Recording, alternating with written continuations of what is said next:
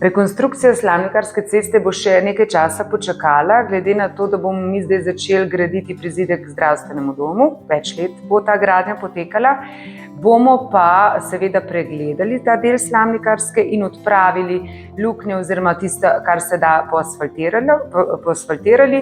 Ni pa smotrno iti v veliko rekonstrukcijo, ker bo pa res več prometa v času same gradnje. Ko bo pa zdravstveni dom zaključen, bomo pa tudi ta del Slavnikarske ulice oziroma ceste rekonstruirali.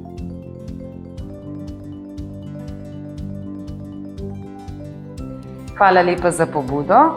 Park Martina Krpana je res zelo lepo obiskan, tako da bomo to pobudo predali Zavodu za šport in rekreacijo Domžale.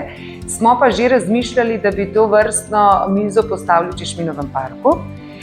Sicer pa priporočam ali pa predlagam občanu, da sledi javnemu razpisu za participativni proračun. Vkolikor mi v tem kratkem času te pobude ne realizirali in jo poda potem tudi na participativno proračuno.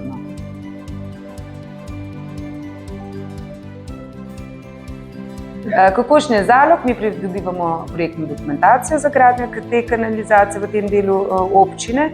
Potem moramo od lastnikov zemljišč pridobiti služnosti, no in potem zadnja faza je pa pričetek gradnje. Jaz predvidevam, da nekje v roku 2 let bi lahko bili bagri že v tem delu občine.